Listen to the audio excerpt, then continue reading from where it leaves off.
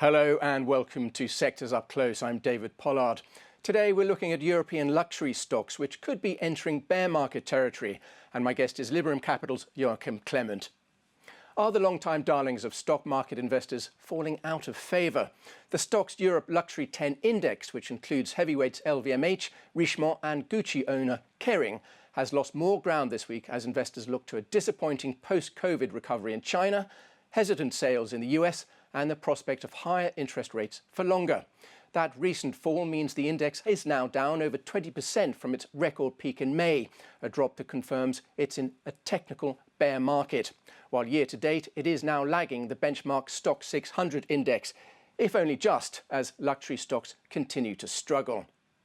Well, my guest, Liberum Capital's Head of Strategy, Joachim Klement, has been looking at the sector very closely, and I know you've been doing some research, Joachim, where you see leading indicators and consumer confidence pointing to a further slowdown in this sector. Tell us about that. Yes, so we've seen yesterday US consumer confidence decline.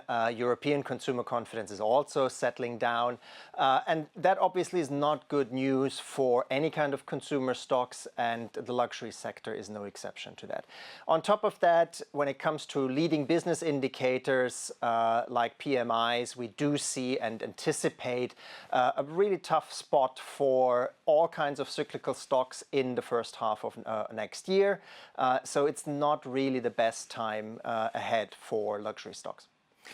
I know also that your research suggests that some earnings estimates in the future are rather overdone, over-optimistic. Which are those and why?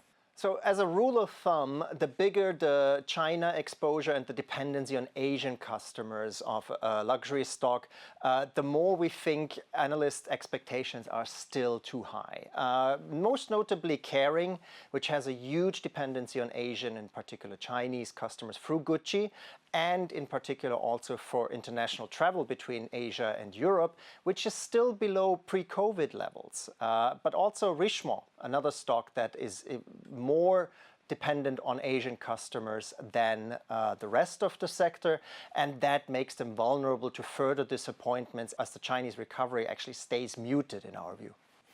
Who are the more resilient players? Who stands out? I think the two names that stand out for me in the sector are LVMH and Hermès. Both of them have a more diversified portfolio, both geographically as well as in products that they sell. And they tend to have a bigger exposure to the US and to domestic, especially Central European, France, etc., which are, compared to China, holding up better. And where there is more resilience built into the revenue profile of these companies. And that's, I think, the place where I would want to go if I want to invest in luxury stocks and look for some outperformance. Now, the 20% drop that we refer to at the beginning there, since its peak in May for that sector, that's a pretty dramatic fall. So where do you stand on the sector now? Do you still see value there? Are you still bullish? Yes and no.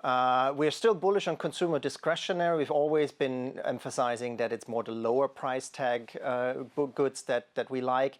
But we've been bullish on luxury stocks throughout the year. And yes, that 20% drawdown is already a sign of worse things to come. Our view at the moment is it's probably the wrong timing to sell right now. I think as we approach the holiday season, more spending will happen, both in Europe and in the US. And that could lift the likes of LVMH, etc., a little bit into year end. But in general, our take is that this kind of environment will not last longer than to year end. So any kind of strength into year end we would use to take money off the table.